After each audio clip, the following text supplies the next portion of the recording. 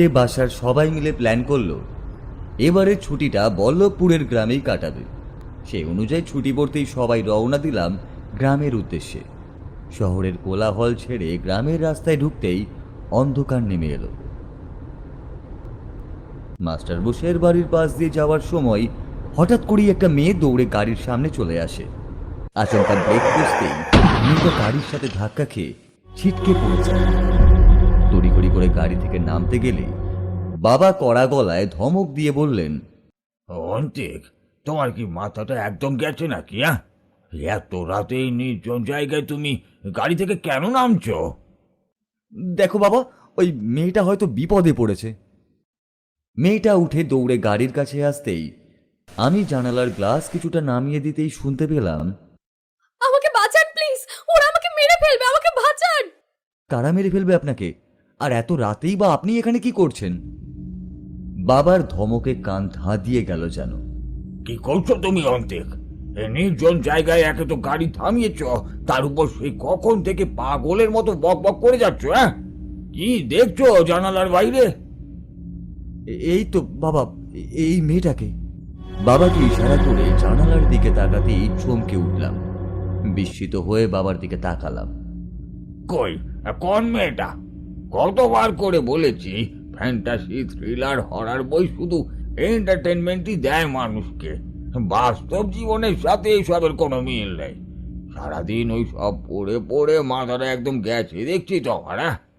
এখানে তো কোনো মেয়েই নেই, তুমি কাকে দেখেছ? এই, তুমি বরং গাড়ি চালাও তো। বাবার কথায় খানিকটা লজ্জাই পেলাম। গাড়ি স্টার্ট করতেই লুকিং গ্লাসে দেখতে পেলাম মেয়েটা অসহায় মুখ করে রাস্তার পাশে দাঁড়িয়ে আছে। ওর চোখে অনেক না বলা কথা ভেসে আছে। ভাবতে লাগলাম, মেয়েটা কি আসলেই আমার হ্যালুসিনেশন নাকি বাস্তব? এমনও তো হতে পারে অতিরিক্ত থ্রিলার ফ্যান্টাসি আমার মাথাটাই খেয়ে নিয়েছে, যার কারণে বইয়ের পাতার চরিত্র বাস্তবে ভাবতে শুরু করেছি আজকাল। কিছুক্ষণের মধ্যেই বাসার সামনে পৌঁছে সবাই গাড়ি থেকে নামলাম। দাদুর আমলের খানদানি বাড়ি এটা। পুরনো হলেও বেশ আলিশান দেখতে বাড়িটা। রাতের খাওয়া শেষ করে কল পাড়ে হাত ধুতে গেলাম।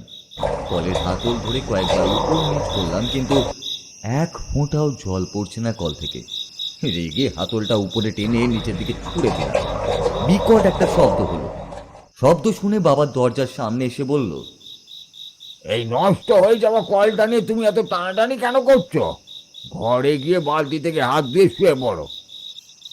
বলে বাবা ঘরের ভিতরে চলে গেলেন। আমিও পিছন পিছন ঘরের দরজার সামনে আসতেই ঝপঝপ করে পানি পড়ার শব্দ পেলাম। গা শিউরে উঠল।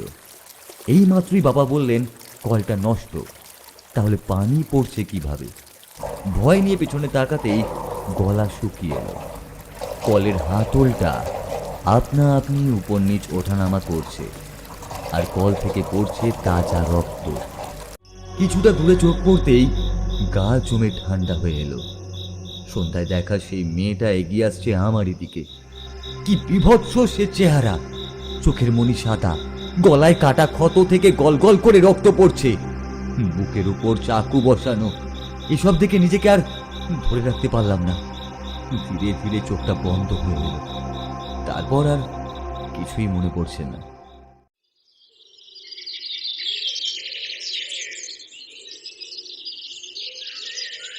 সকালে বোন অবন্তীর ঝাঁকাঝাঁকিতে ঘুম ভাঙল আমার। শরীরটা বেশ ভারী লাগছে। উঠে বসে ঝিমুতে লাগলাম। বোন আবারও ঝাঁকিয়ে দিয়ে বলল, দাদা, উঠে পড়ো তাড়াতাড়ি, বাবা 2 মিনিটে রেডি হতে বলেছে। বোন যা তো, সকাল সকাল জ্বালাস না।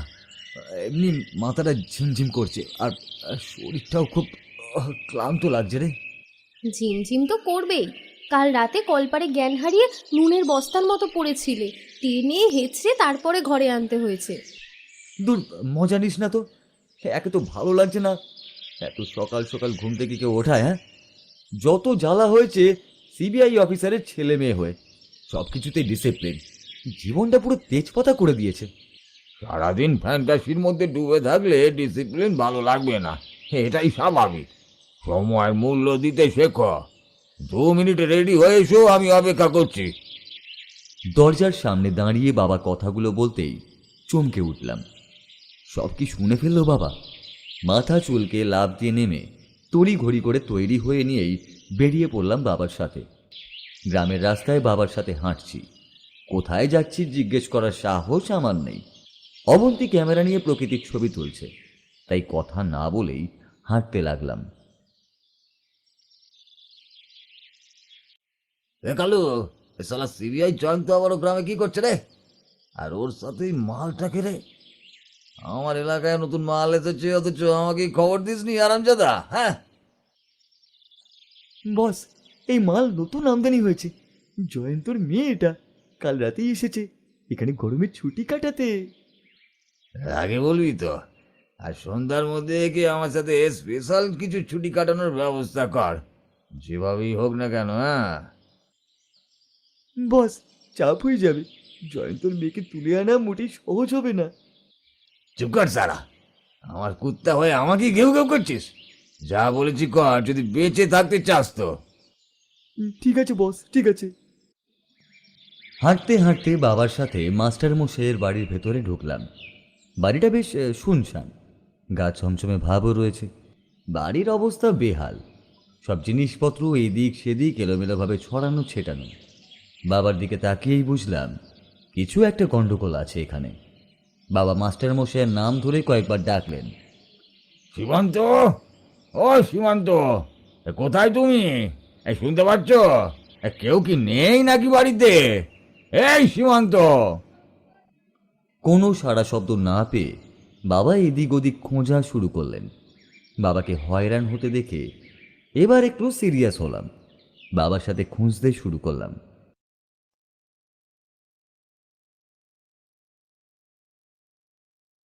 খুঁজতে খুঁজতে বালিশের নিচে একটা খামে মোড়ানো চিরকুট পেলাম। চিরকুটটা হাতে নিয়ে উঠে দাঁড়াতেই চোখে পড়ল দেওয়ালে টাঙানো ছবিটার দিকে। আঁতকে উঠে ছবিটার দিকে তাকিয়ে বাবাকে বললাম, বাবা দেখো, কাল রাতের সেই মেয়েটা যার কথা আমি তোমাকে বলছিলাম। তারপর গত রাতের ঘটনা খুলে বলতেই চিন্তার সরু ভাঁজ পড়ল কপালে। এবার বাবাকে চিরকুটটা হাতে দিয়ে বললাম, কি হচ্ছে এসব বাবা? মাস্টার মশাইয়ের বাড়ির একই অবস্থা। মাস্টার মশাই কোথাও তো নেই, আর যে মেয়েটাকে আমি দেখলাম অথচ কেউ দেখলো না, যাকে হ্যালুসিনেশন ভেবেছি, তার ছবিতে এইভাবে মালা কেন ঝুলছে? আমার সব প্রশ্নের উত্তর চাই বাবা। দীর্ঘশ্বাস ফেলে বাবা খামের চিরকুটটা খুলে পড়তে শুরু করলেন। প্রিয় বন্ধু জয়ন্ত, যতক্ষণে লেখাটা তোমার কাছে পৌঁছবে ততক্ষণে হয়তো আমি থাকবো না। ওরা আমাকে বাঁচতে দেবে না। তোমার কাছে আমার শেষ চাওয়া, তুমি আমার হয়ে আমার মেয়ের ন্যায় বিচারটা পাইয়ে দিও, যাতে আর কোনো নিষ্পাপ ফুল যেন ওদের নির্যাতনের শিকার না হয়। ভালো থেকো বন্ধু। চিরকুটটা ভাঁজ করে বাবা আমার দিকে তাকিয়ে বললেন, শোনো তাহলে, গত বছর জয়িতার কেসটা আমার হাতেই আসে। ইনভেস্টিগেশনের জন্য এখানে আসার পর জানতে পারি জয়িতা মাস্টার মশাইয়েরই মেয়ে। চেয়ারম্যানের ছেলে পাপ্পু জয়িতাকে অমানবিক নির্যাতন করে ওকে হত্যা করে। চেয়ারম্যান নিজের ক্ষমতার জোরে সব প্রমাণ নষ্ট করে দেয়। জয়িতার বাবা সীমান্তকেও নানাভাবে শাসিয়েও যায়। অনেকটা ইনভেস্টিগেশন করার পরও প্রমাণের অভাবে জয়িতার জন্য কিছুই করতে পারিনি। আফসোস, শেষে ওদের ক্ষমতার নোংরা থাবায় সীমান্তকেও হারালাম। একটা দীর্ঘশ্বাস ছেড়ে বাবা চুপ করে গেলেন। সেখান থেকে এসে সারাটা দিন গেল এসবই ভেবে। সবকিছুই কেমন নাটকীয় লাগছে। বিকেল গড়িয়ে সন্ধে হতেই বাঁধল আরেক বিপত্তি। অবন্তীকে কোথাও খুঁজে পাওয়া যাচ্ছে না। কেয়ারটেকার জানালো অবন্তী বিকেলে ক্যামেরা নিয়ে বের হয়েছিল ফটোগ্রাফি করতে। শুরু হলো খোঁজাখুঁজি। খুঁজতে খুঁজতে পুরনো বাড়ির কাছে এসে মনে হলো ভেতরে যেন কেউ আছে। একা থাকায় এত রাতে ভেতরে ঢুকতে সাহস না হওয়ায় ফিরে আসতে যাব, তখনই অবন্তীর চিৎকার শুনে দৌড়ে ভিতরে ঢুকতেই দেখলাম চেয়ারম্যানের ছেলে পাপ্পু অবন্তীর হাত ধরে টানছে, আর সাথে থাকা লোকটা অবন্তীর ক্যামেরা দিয়ে ভিডিও করছে আর হাসছে। দেখে মাথায় রক্ত উঠে গেল। এই মুহূর্তে যেন শরীরে কোনো অশরীরই ভর করেছে। আবছা একটা অবয়ব বাতাসের বেগে যেন আমার শরীরে প্রবেশ করলো।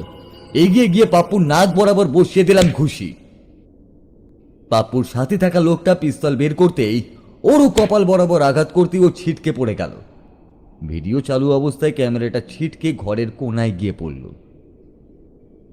অবন্তী দৌড়ে আমার কাছে আসতেই পাপ্পু উঠে দাঁড়িয়ে বলল, এখানে এ শালা তো কুত্তার চেয়েও খারাপ রে। তুলে আনতে পারলাম না, আর এর মধ্যেই গন্ধ শুকে চলে এসেছে। কিন্তু আমি যে আমার শিকার হাতে পেলে কখনো হাতছাড়া করি না। এই এখন যা তো যা, আমাকে আমার ছুটি এনজয় করতে দে। মালটাকে সময় মতো যেখান থেকে এনেছিস সেখানেই রেখে আসবো। নিজের বোনের ব্যাপারে এসব বাজে কথা শুনে রেগে পাপ্পুকে মারতে উদ্যত হতেই পিস্তল বের করে আমার দিকে তাক করলো। আগেই বলেছি বেশি ছটপট করবি না, তাহলে এখানেই ঠান্ডা করে দেবো একদম। অনেক করেছিস ক্ষমতার অপব্যবহার, এখন আর নিস্তার নেই তোদের। কথায় আছে, বাপ কারোর বাপ কেউ ছাড়ে না। তোরও সময় ঘনিয়ে এসেছে। এ কালু, এ ছোড়া কি বলছে রে সব? কে আটকাবে আমায়, তুই নাকি তোর ওই অফিসার বাপ জয়ন্ত? কেউ কিচ্ছু করতে পারবি না। যেমন করে ওই মাস্টার আর ওর মেয়েকে টপকেছি, তেমনি আমার পথের কাঁটা হলে তোদেরও সরিয়ে দেবো। যেহেতু আমার পথে বাঁধা হয়েছিস, তাই তোকে দিয়ে এই রাস্তা পরিষ্কারের কাজ শুরু করি। হ্যাঁ, বলেই পিস্তল আমার দিকে তাক করতেই পাপ্পুর গালে সজোরে এক চড় মারল কেউ। অবাক হয়ে তাকিয়ে দেখি জয়িতা।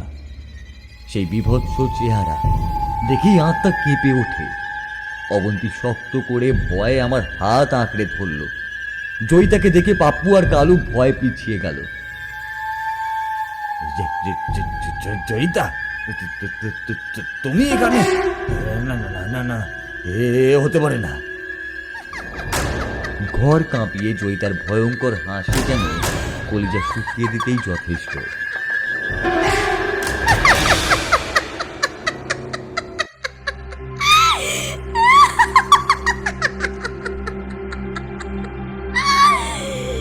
কি ভেবেছিস? হ্যাঁ, কি ভেবেছিস সব সময় বাপের ক্ষমতার জোরে বেঁচে যাবি? এবার তোকে মারলেও সমস্যা নেই, তোর বাপও ছাড়া পাবে না।